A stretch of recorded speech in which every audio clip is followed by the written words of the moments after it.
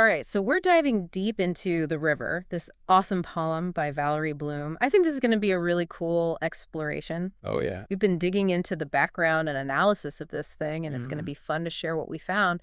The way Bloom uses personification to make the river like a character, Yeah. it's really fascinating. It is. She creates all these different personalities for surprising ones, too. Yeah, it's remarkable how she does that. Like, she doesn't just tell us about the river.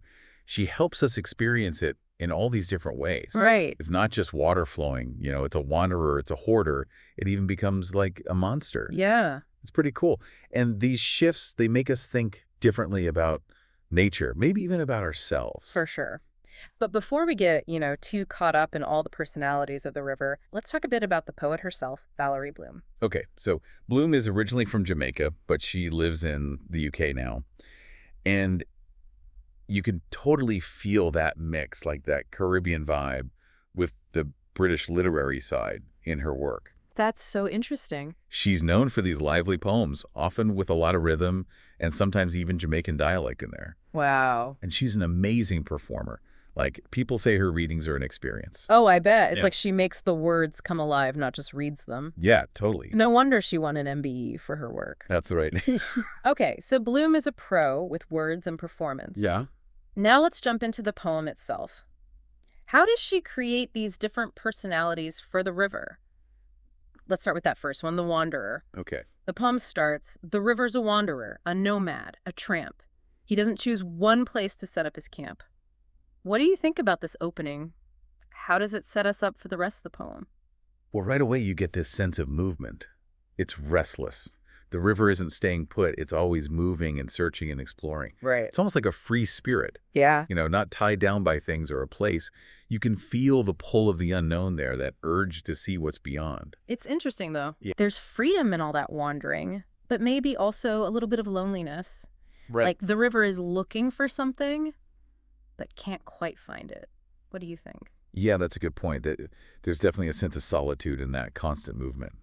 Almost like the river is looking for connection or a place to belong. Yeah, I see that. And speaking of journeys, that wandering takes the river to become a winder next. The river's a winder through valley and hill. He twists and he turns. He just cannot be still. Hmm. It's almost like the river is mirroring life's journey, right? All those twists and turns, moving through different places, different challenges. Definitely. The river isn't just flowing anymore. It's navigating. Yes. It's adapting, Right. finding its way through obstacles. Right. It's such a great metaphor for how we have to chart our own course. We have to make choices and adjust when things don't go as planned. This part makes me think about how we sometimes fight change. Like, we want life to be straightforward, but the river reminds us that change is going to happen no matter what. It's part of the flow. What do you think? Could this winder thing also be about how much we humans want to be in control? That's a really interesting take. The river doesn't try to stop its winding path. It just embraces it, Yeah, becomes one with the landscape. totally. It's almost like a lesson in acceptance, like letting go. Yeah. So the river has wandered, wound its way. What's the next personality it takes on? All right, so this is where things get a little mysterious. The river becomes a hoarder. Oh, wow. Okay. The poem says, the river's a hoarder, and he buries down deep those little treasures that he wants to keep. This is so interesting. What do you think Bloom is trying to say here about the hidden parts of nature, the river as a hoarder? Well, the poem leaves it open to interpretation, Oh. but I think it points to the idea that there's more to nature than what we see. There are layers, there are secrets hidden beneath the surface.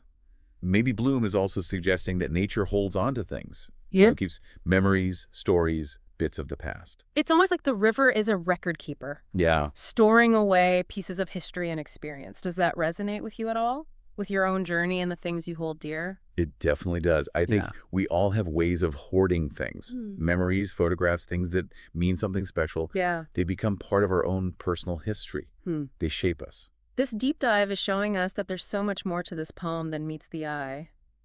A wanderer, a winder, a hoarder. What other personalities are we going to find as we keep exploring? We've been looking at how Valerie Bloom uses personification, to create these really vivid pictures of the river. So far, we've got the wanderer, the winder, and the hoarder. Each one shows us a different side of the river, and in a way, it's kind of like looking at parts of ourselves. So Where does Bloom take us next in this journey through all these personalities? Well, get ready for a little bit of a change. From that mysterious hoarder, we move to something much gentler, almost fragile. The river is a baby. A baby, wow, that's quite a switch. How does Bloom make that work? She uses sound. The poem says, the river's a baby. He gurgles and hums and sounds like he's happily sucking his thumbs.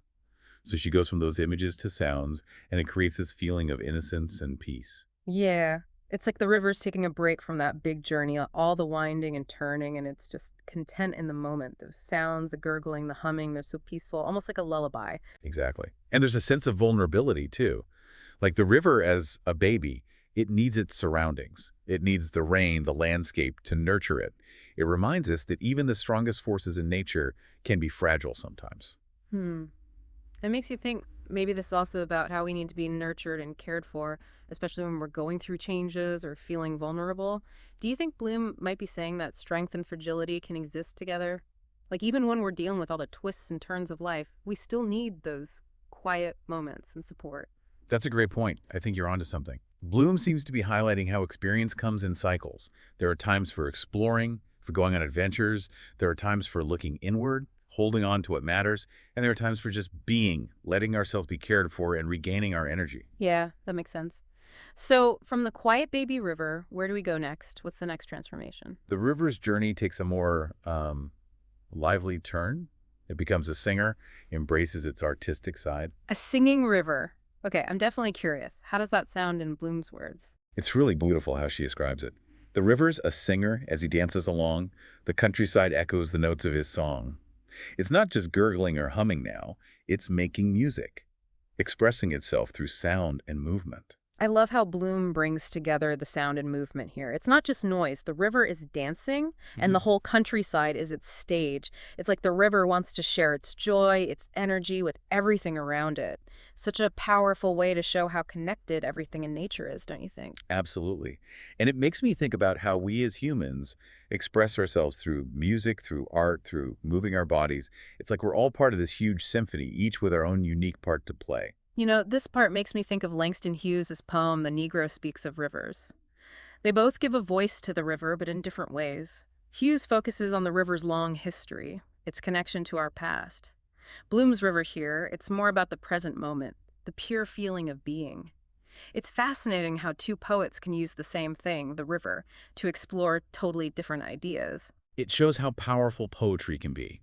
It connects us to nature, to history, to ourselves, in ways that are personal and universal at the same time. But Bloom's poem, it's not done transforming. There's one more personality, and it's probably the most unsettling one. Oh, from the gentle baby to the expressive singer, where could Bloom possibly go from there? Brace yourself. The river's final act is as a monster. A monster! Wow, that sounds intense. Tell me more. The poem ends with, the river's a monster, hungry and vexed. He's gobbled up trees, and he'll swallow you next. Bloom uses some strong language here, almost violent, to show how powerful the river can be, especially when it floods. You can really sense the danger. The river that was gentle and musical before is now destructive and scary. It's like a warning, like nature's beauty can also be fierce and dangerous. Exactly. And notice how Bloom uses words like gobbled and swallow. It makes you feel that primal fear. She's not just describing what the river does, she's tapping into our deepest instincts, reminding us that nature can consume and destroy. It's like she's saying, don't underestimate the river, it deserves our respect. And that respect goes beyond fear. I think Bloom is also pointing out how important it is to understand nature's cycles. There will be times of peace and abundance, and there will be times of chaos and destruction. It's all part of the natural order. You know, this idea of the river as a monster, how it can create and destroy, reminds me of William Blake's poem, The Tiger. Blake's poem is about how nature has two sides, the amazing beauty and the terrifying power. Both poems make us face the full range of what nature can do. That's a great connection. And just like Blake questions how things are created in his poem, Bloom seems to be asking us to think about our own place in nature's balance. Are we taking care of the earth, or are we hurting it? It's a question that really matters today. This deep dive has been quite a journey, hasn't it? From the gentle flow of the wanderer to that raw power of the monster, we've seen all sides of the river. But there's still so much to think about. What are some of the big themes, the messages that Bloom weaves through all these changes? One of the most important themes is how connected humans and nature are. By making the river seem human, Bloom blurs the lines between us and the natural world. The river's journey becomes a mirror for our own journeys, our struggles, our successes. I can definitely see that. The river wanting to wander, needing to keep treasures, being vulnerable, being creative. It all connects to parts of being human. It's like Bloom is reminding us that we're not separate from nature, we're part of it. And what we do affects that delicate balance of the ecosystem. Exactly. And that leads to another big theme change. The river's always changing, adapting, evolving. Just like the river, our lives are always changing too. We go through different phases, face challenges, and find new opportunities. Think about the times in your own life when you felt like a wanderer, looking for new paths, or a hoarder, holding on to memories. This poem reminds us that change is always happening, both in nature and in our own lives. And within that change, there's beauty and there's power. Bloom celebrates how beautiful the river is, its music, its dance, the treasures it hides, but she also acknowledges how destructive it can be. She doesn't shy away from either side. The poem shows us the whole range of what nature can do, and it reminds us that we need to approach nature with both wonder and respect. And maybe even a little humility. We're not above nature, we're part of it. And what we do can either help or hurt that fragile balance of the ecosystem. This reminds me of Valerie Worth, a poet who looked at everyday things and nature in a unique way. Her work, like Bloom's, encourages us to look at familiar things with fresh eyes, to find wonder in the ordinary. I love that connection. It reminds us that poetry can help us reconnect with nature and appreciate how beautiful and complex it is. Well, we're coming to the end of our exploration of the river. What final thought would you like to leave our listeners with? It's a really good question. And I think it speaks to what makes poetry so powerful. It's not just about pretty words or metaphors, It's about engaging with ideas, starting conversations, making us see the world and ourselves differently. It really is. It's been so great exploring the river with you. Thank you so much for sharing your insights and taking us on this deep dive. Oh, the pleasure was all mine. And to everyone listening, thanks for coming along on this journey of discovery with us. May your own life's river be full of wonder and exploration, and maybe even some unexpected turns along the way. Beautifully said. And that wraps up our deep dive into Valerie Bloom's The River. We hope you enjoyed exploring the poem's many layers with us, and that you'll keep those thought-provoking personalities of the river in mind as you navigate your own journey. Thanks for listening.